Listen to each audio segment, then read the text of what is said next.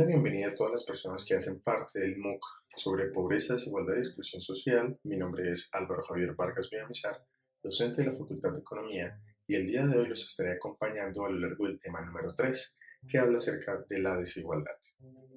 Comencemos. Entonces, dentro del contenido del presente tema, tendremos 6 subtemas, que son los siguientes: ¿qué es la desigualdad? La definición particular acerca de qué es la desigualdad como tal, los tipos de desigualdad que existen, o al menos los más tipificados, cómo se mide la desigualdad económica, el panorama de la desigualdad en el mundo, las causas y las consecuencias de la desigualdad. Preguntémonos, ¿qué es la desigualdad?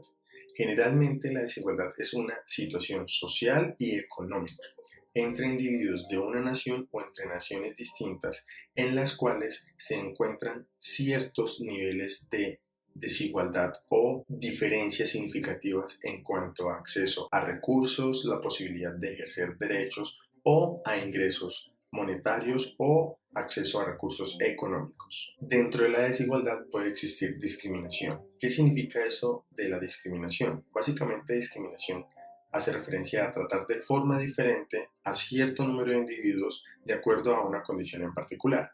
Esa condición en particular puede ser raza, credo, origen étnico, nivel de ingresos o inclusive el sexo del individuo. Entonces, dependiendo del tipo de discriminación, la discriminación per se no significa algo malo, porque generalmente las personas le dan una connotación negativa automáticamente a la palabra discriminación. Discriminar simplemente lo que me dice es tratar de diferente manera a alguien o a algo de acuerdo a una serie de características que lo diferencian de los demás. Entonces, la discriminación puede ser positiva. ¿Cuándo la discriminación es positiva? Por ejemplo, en el caso de los economistas, existen mecanismos económicos de progresividad. ¿Eso qué significa? Que a las personas de menores ingresos se le cobran menos impuestos y se le dan más subsidios. Aquí existe una discriminación, pero la discriminación es positiva, porque lo que se intenta es ayudar más a quien más lo necesita. Pero también existe otro mecanismo de discriminación, que es la discriminación negativa. Y esta discriminación es la menos deseada, es decir, en donde por causales muy particulares del individuo se le trata de manera diferente, pero para afectarlo aún más de lo que ya se encuentra. Hay muchísimos tipos de desigualdad en el mundo. Generalmente los más conocidos son la económica, la desigualdad entre los sexos, la jurídica y la educativa. ¿Cómo así desigualdad económica? La desigualdad económica hace referencia a las personas que poseen diferentes niveles de ingreso o de diferentes niveles de recursos.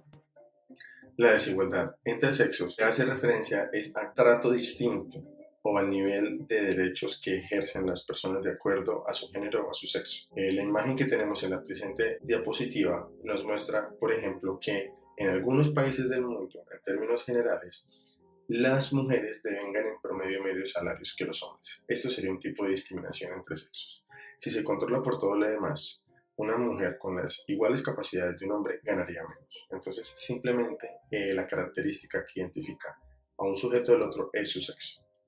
La desigualdad jurídica o el trato desigual que se tiene en algunos estados judiciales o en algunos inclusive estados desde los cuales se fomenta esta práctica, en donde la figura de uno u de otro sujeto se ven de manera distinta. Es decir, si alguien tiene más recursos económicos podría tener más influencia en las decisiones judiciales, lo que en principio favorecería las decisiones o las actuaciones de los órganos judiciales o de los tribunales a favor de las personas que tienen más ingresos. Eso sería algún tipo de desigualdad jurídica.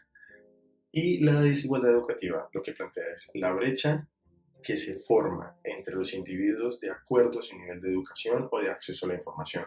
Personas que tengan menores niveles educativos y personas que tengan menores niveles de acceso a la información podrían estar en desventaja con el resto de personas que sí lo tienen. Entonces, sin duda, la desigualdad educativa también podría generar muchos otros problemas desencadenados y derivados de ella debido a la incapacidad que genera hacia los individuos que la sufren. ¿Cómo se mide la desigualdad? La metodología más utilizada en el mundo se conoce como el coeficiente de Gini. Este es un indicador de desigualdad de ingresos creado por el estadístico italiano Corrado Gini. Este es un indicador bastante interesante porque es el más utilizado en el momento.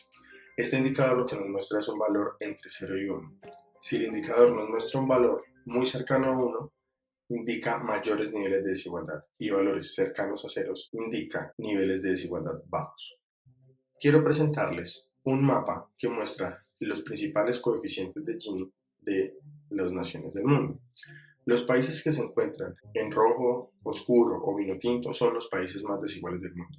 Si observan, son coeficientes de Gini superiores al 0.6.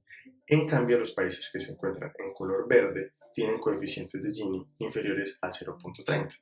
Como lo decía anteriormente, los niveles que se acercan a 1 indican mayor desigualdad, los niveles que se acercan a 0 indican menor desigualdad. Si observan el mapa, encontrarán que países del sur de África y en el caso de Latinoamérica, países como Brasil, Chile y Colombia, son los países más desiguales de la región. Países como Finlandia, Noruega, Alemania, Turquía y Canadá, entre otros, algunos países europeos, muestran que tienen menores niveles de desigualdad. Entonces, esto es un pequeño panorama que nos acerca a los temas de desigualdad. Hay que tener en cuenta algo interesante que observamos acá. Si vemos el caso colombiano, el Producto Interno Bruto per cápita es superior al Producto Interno Bruto per cápita de la India, pero a su vez la India es un país menos desigual que Colombia. Entonces hay que tener cuidado al analizar el indicador de Gini. ¿Por qué? Porque recuerden que solo nos muestra desigualdad. Entonces es muy interesante obtener bajos niveles de desigualdad y a su vez mayores niveles de ingreso y mayores niveles de Producto Interno Bruto per cápita. Porque necesariamente tener Ginis relativamente bajos no me están mostrando si un país está bien o no. Si miramos y comparamos el caso de Canadá con el caso de la India, tienen Ginis en el mismo segmento, entre 0.3 y 0.34. Pero por obvias razones, la gente de Canadá tiene más calidad de vida que la gente en la India. Entonces, un Gini relativamente bajo me puede mostrar que todos son igual de pobres, o un Gini relativamente bajo me puede mostrar que todos son igual de ricos. Pero esto no me lo muestra el Gini solamente. Entonces tenemos que utilizar algunas variables adicionales que nos aproximen hacia la situación actual del país. En el caso de Colombia, por ejemplo, lo que nos muestra es que hay mucha gente pobre y hay otro grupo de gente que es excesivamente rico. Entonces hay muchas distancias entre gran parte de la población y un grupo minoritario que tiene gran concentración de los recursos económicos. En este caso anterior, vamos a analizar cuáles serían las posibles causas de la desigualdad. Hay muchísimas causas. Recordemos que la desigualdad es un fenómeno natural, sociológico, antropológico e inclusive político y económico. Entonces hay muchísimas causas de la desigualdad. No puedo presentarlas todas acá, pero sí puedo darles una aproximación acerca de cuáles son las más comunes. Entonces, entre algunas de estas causas se encuentra el bajo acceso a oportunidades. Es bien sabido y expresado por el científico en economía Joseph Stiglitz que el problema de la desigualdad y de la pobreza está en el bajo acceso a oportunidades. No es solo un tema de capacidades. Puede que alguien tenga todas las capacidades para salir adelante, pero si no tiene la oportunidad de hacerlo, será muy difícil que logre salir de la pobreza. Otro tema que puede ser causa de desigualdad es la inexistencia de políticas públicas encaminadas a eliminarla. Si la nación en la que se encuentra el individuo no tiene dentro de su panorama de gobierno la creación de políticas públicas que propendan por la eliminación o por el mejoramiento de los niveles de desigualdad, pues sin duda ello también sería una causa de la situación desigual del país. Otro tema sería la gran o excesiva concentración de capital en pocas manos. Si un puñado o un pequeño grupo de personas son los que tienen la mayor cantidad de la riqueza de una nación, claramente las mismas dinámicas de concentración del capital y el capitalismo harían que el crecimiento económico de la nación no sea absorbido por la mayoría de sus habitantes, sino que sea absorbido por este pequeño puño de personas que son los dueños de los medios de producción.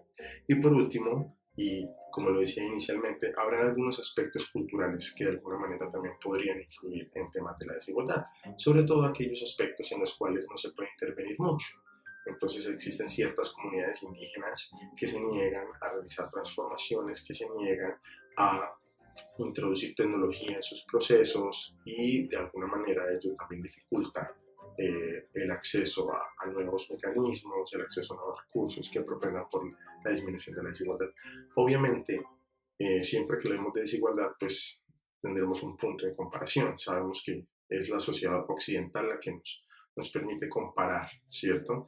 Y de alguna manera, pues lo que para nosotros puede ser pobreza y desigualdad, para ciertas comunidades no lo es, porque de alguna manera tienen una cosmovisión distinta. Entonces, digamos que aquí también hay que tener especial cuidado, porque no todo lo que nosotros consideremos desigualdad o pobreza puede ser considerado por el resto de comunidades de igual forma. ¿Cuáles serían las consecuencias principales de la desigualdad? Pues hay, nuevamente, como lo decía anteriormente, muchísimas consecuencias posibles de la desigualdad. Dentro de las más probables o las más comunes se encuentran problemas de salud. Obviamente una persona que no tiene acceso a cierta canasta de servicios básicos, que vive estresada, que vive en problemas, pues generaría problemas de salud no solo físicos, sino también psicológicos. Problemas de drogas, los entornos más pobres y las familias más excluidas generalmente viven en el ático y están bajo la influencia de problemas relacionados con la droga. No solo en temas de consumo, sino también están envueltos en canales de distribución. Obviamente todo este fenómeno conexo lleva a problemas de violencia, problemas de nutrición.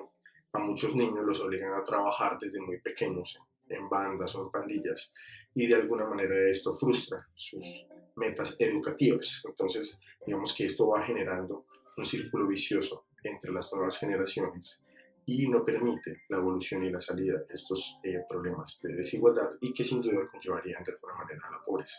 Y obviamente los bajos niveles de educación, los círculos de violencia, de drogas, familias fracturadas, lugares que no ofertan o no ofrecen nuevos escenarios a estos niños que van creciendo, pues sin duda también podrían desencadenar en situaciones de embarazos no deseados y en otro tipo de cosas que no se espera deberían suceder en menores. Se encuentran en un proceso de crecimiento. Muy bien, apreciados estudiantes, esto ha sido todo por hoy en el tema número 3 de desigualdad, que hace parte del MOOC Pobreza, Desigualdad y Exclusión Social. Mi nombre, Álvaro Javier Vargas Villamizar, docente de la Facultad de Economía.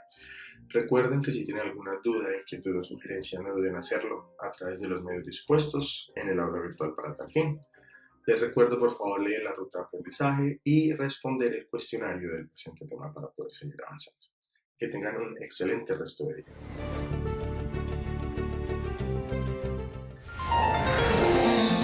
Universidad Santo Tomás, institución sujeta a inspección y vigilancia por el Ministerio de Educación Nacional.